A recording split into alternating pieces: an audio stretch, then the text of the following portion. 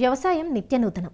మారుతున్న పరిస్థితులకు తగ్గట్లుగా ఎప్పటికప్పుడు ఆధునిక పోకడల్ని అందిపుచ్చుకుంటున్నప్పుడే ఆ రైతు మనుగడ సాధించగలుగుతాడు. గతంలో కూరగాయల నారు పెంపకాన్ని రైతులు చదును నారుమల్లలో చేపట్టేవారు.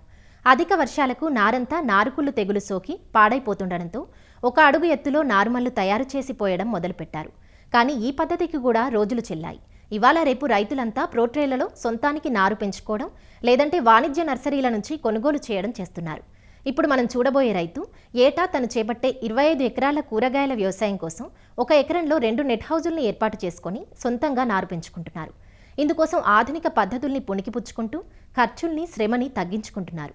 హైబ్రిడ్ విత్తనాలు ఖరీదుగా మారిపోయిన ప్రస్తుత నేపథ్యంలో ప్రతి గింజను మొలకెత్తించగలిగే ప్రోట్రేల విధానం తనకెంతో సౌలభ్యంగా ఉందంటూ భద్రాద్రి కొత్తగూడెం జిల్లా సుజాతనగర్ మండలం సుజాతనగర్ గ్రామానికి చెందిన రైతు తాళ్ళూరి పాపారావు తన అనుభవాలను ఇలా తెలియజేస్తున్నారు. నేను ఒక 20 సంవత్సరాల నుంచి కూరగాయలే పండిస్తున్నాను. ఈ కూరగాయలను కూడా నేను ప్రతి సంవత్సరం టెక్నాలజీ మార్చుకుంటూ, నూతన టెక్నాలజీ బట్టి అవలంబించుకుంటూ, మార్పులు చేర్పులు చేసుకుంటా పండిస్తున్నాను. 2 సంవత్సరాల క్రితం నుంచి అండి తీగ జాతి మొక్కలు ప్రోట్రేలలో పెంచి మేము ప్రధాన పొలంలో వేస్తున్నాము. ఈ ప్రోట్రేలు కూరగాయ నార్లు పెంచేవి 98 బొక్కలు ఉంటాయి. కానీ తీగ జాతి పెంచుకునేవి 61 బొక్క హోల్స్ ఉంటాయి.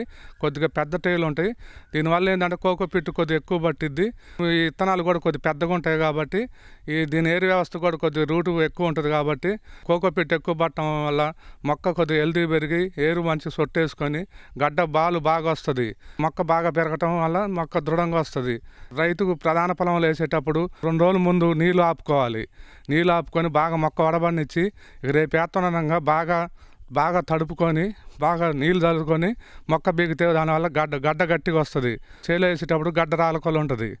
చిన్న పద్ధతులు పాటించుకుంటే చాలా ఉపయోగపడుతుంది. ఈ పద్ధతి బాగుంది కాబట్టి రైతులు ఈ గమనించి ఈ ప్రోటేలలో పెంచుకోవడం తీగ జాతి చాలా ముఖ్యము. ఈ తీగ జాతిలో మేము సొర, బీర, కాకర, ఆకాకర ప్రధాన పొలంలో వేస్తే అసలు మనం 100కి 10 గింజలు కూడా మొలవట్లేదు. ఈ పద్ధతిలో అయితే 100కి 30-40 గింజలు జర్మినేషన్ వస్తుంది. మనకి ఈ జర్మినేషన్ వస్తుంది కాబట్టి ఈ ఆకాకర ఇంకా మాకు చాలా బాగా ఈ పద్ధతి ద్వారా మాకు బాగా కలిసి వస్తుంది. విత్తనాలు రేటు వచ్చేసండి మనం హైబ్రిడ్ రకాలు ఇప్పుడు 50 గ్రాములు వచ్చేసి 1200, 800, 1000 రూపాయలు దాకా ఉంది కాబట్టి మనం ఎకరానికి వచ్చి 10 ప్యాకెట్లు వేస్తున్నాము. మామూలుగా వేస్తే 10 ప్యాకెట్లు వచ్చేసి 10,000 అవుతుంది. అదే ఈ ప్రోటీన్లు పెంచడం వల్ల మనకి 3 ప్యాకెట్లు సరిపోతున్నాయి. 3 ప్యాకెట్లు అంటే 3,000 తోటి అయిపోతుంది. 5-6 వేలు మనకి రైతు బాగా సేఫ్ అవుతుండు. అదిగాక పంట యూనిఫామ్ ఉంటుంది.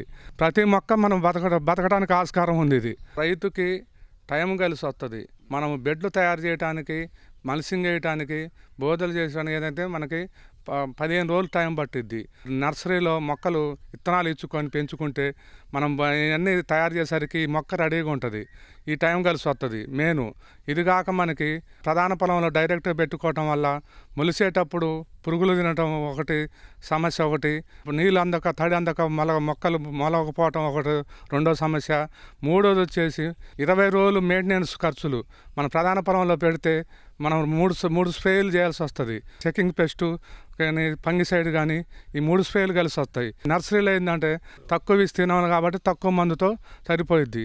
దీనివల్ల రైతు దరిదాపు ఒక 20,000 రూపాయలు ఇక్కడ 3 వీటిలో సేఫ్ అవుతున్నాడు. విత్తనాల ఖరీదులో అయితే, పెస్టిసైడ్ మందులు కొట్టడం అయితే, మొలక శాతంలో అనేది మొక్కలు కూడా ఒకేసారి పెడతాం కాబట్టి మనం ఒక యూనిఫామ్గా పెరగటం వల్ల మనం తీగలు కూడా మంచిగా ఆరోగ్యంగా వచ్చి కాపు అనుకున్న టయానికి మనకు 45 రోజులకు తీగ జాతి ఆల్రెడీ కాపుకు వస్తాయి. 20 రోజులు ఇక్కడ మెయింటెనెన్స్ ఖర్చు తగ్గుతుంది. మళ్ళీ 20 రోజులలో మనం 3 సార్లు స్ప్రే చేసరికి ఒకేసారి యూనిఫామ్ కాపు వస్తుంది. ఎకరానికి మేము 40 నుంచి 50 క్వింటాలు అధికంగా దిగుబడి ఈ పద్ధతిలో మేము పొందినాం. ఇప్పుడు ఈ మొక్కలు మా పొలంలో వేసుకోవటం కాక మేము కొద్దిగా చిన్న రైతులు, మా చుట్టుపక్కల రైతులకి వాళ్ళు విత్తనాలు తెచ్చిస్తే మేము ఒక మొక్కకు వచ్చి రూపాయి తీసుకొని పెంచి ఇస్తున్నాము. రూపాయి ఖర్చు ఎందుకంటే ఎరువు కోకో పిట్టు కొద్దిగా ఎక్కువ పట్టింది కాబట్టి ₹1 తీసుకోవాల్సి వస్తుంది. అందువల్ల రైతుకి ఒక మొక్క పెంచుడు పెద్ద సమస్య కాదు. 2,000 గింజలే సరిపోతాయి. అదే మనం పొలంలో వేసుకుంటే ఆ రైతు కనీసం 5 ప్యాకెట్లు 10 ప్యాకెట్లు కూడా పడతాయి. ఈ పద్ధతి వల్ల మొక్క నలగటం కానీ, ఒత్తిడి లోనవటం కానీ, అన్ని సమస్యలు తట్టుకొని అధిగమించి మంచి ఆరోగ్యంగా పెరుగుతుంది. కాబట్టి రైతులు ఈ సదుపాయాన్ని మీరు సద్వినియోగం చేసుకోగలని నేను రైతులకు విజ్ఞప్తి చేస్తున్నాను. ఈ వ్యవసాయ క్షేత్రము మనం నర్సరీలో మొక్కలు తయారు చేసుకొని వేసుకోవటానికి అంతా సిద్ధంగా చేసి ఉన్న క్షేత్రము. వేసవి దుక్కులు బాగా దున్ని ఎకరానికి 10 ట్రక్కులు పశువుల ఎరువు, 2 ట్రక్కులు కాలు ఎరువు కలిపి బాగా కలియ దున్ని బోదెలు వేసి బోదెల మీద డ్రిప్పు పరిచి మల్సింగ్ వేసి మొక్కలు దృఢంగా పెరగటానికి ఈ కర్ర పుల్లలు నాటామండి. ఈ కర్ర పుల్లలు వచ్చేసి జామాయిల తోట నరుకుతారు రైతులు. నరికాక చివర్లు మనం ఉత్తగా ఇరుచుకొచ్చుకోవటము. ఎకరానికి ఒక ట్రక్కుకి వచ్చేసి 10 మంది కూలీలు తీసుకుపోతే ఒక ట్రక్కు ఇరుచుకొచ్చి కూర్చుతారు. ఒక ట్రక్ వచ్చి 2 ఎకరాలకు వస్తుంది. ఎకరానికి ఒక 3,000 ఖర్చు వచ్చినా కానీ చాలా ఉపయోగం ఉంది దీనివల్ల. ప్లాస్టిక్ వాళ్ళ వైరల్ ఏంటంటే అది హీటుకి తీగ అమిసిపోవటము, తీగ ఆరోగ్యంగా పెరగకపోవటం ఒకటి. ఇది మళ్ళీ కాయ బరువు ఎంత బరువు అయినా ఈ పుల్లలు ఆపుకోగలుగుతాయి. అదే వైర్లు కడితే ఏలాడబడటం, కోసేటప్పుడు కూడా మంచి గట్టిగా దృఢంగా ఉండటం వల్ల మన కాయలు ఈజీగా కోసుకోవచ్చు. అందుకే ఈ పద్ధతి మేము కొద్దిగా ఎండాకాలం మేము పుల్ల సేకరించుకొని ఆ లాట్లు పెట్టుకొని అన్ని రెడీ సిద్ధం చేసుకుంటూ ఉంచుకుంటూ కూర్చుంటూ కూడా ఎకరానికి 5 మనుషులు కూర్చుతారు. ఇది పందిర్లు అయితే పైన కొస మన పుల్ల వరకు పైన కొస కట్టుకుంటే ఇక స్ట్రాంగ్ ఉంటుంది. తీగ జాతి పంటలు పండించుకునేటోళ్ళు కంపల్సరీగా ఈ పద్ధతి అవలంబిస్తే మంచి దిగుబడి రావడానికి, మంచి కాయలు ఆరోగ్యంగా రావడానికి ఆస్కారం ఉంది. మొక్క వేసే రోజు మొక్క జాగ్రత్తగా మనం మొక్క వేసుకొని అమ్మటే ఆ తీగని మనం పైన ఒక కర్ర పుల్ల కన్నా దేనికన్నా మనం కట్టుకోవాలా. కట్టుకోకపోతే ఏంటంటే పట్టా మీద పడి అది మాడిపోయే అవకాశాలు ఉన్నాయి. మెయిన్ రైతులు ముఖ్యంగా అదొకటి గమనించి పట్టా మీద పడకుండా మొక్కని ఆ పురుకోస దారంతో కట్టుకోండి. కట్టేటప్పుడు కూడా లూజుగా కట్టండి. మళ్ళీ ఒత్తుగా కడితే మళ్ళీ మొక్క ఇరుగుద్ది. అదొకటి కట్టుకుంటే ఇక మొక్కలు మంచి ఆరోగ్యంగా పెరుగుతాయి. ఖర్చు ₹1 పెట్టినామంటే ₹2 ఆదాయం వచ్చేటట్టు చూసే జనాలు కొద్దిగా ఇదంతా ఖర్చు ఎక్కువ అనిపిస్తుంది. కానీ ఇప్పుడు మనం దిగుబడులు లెక్క వేసుకుంటే ఈ ఖర్చు పెద్ద సమస్య కాదు.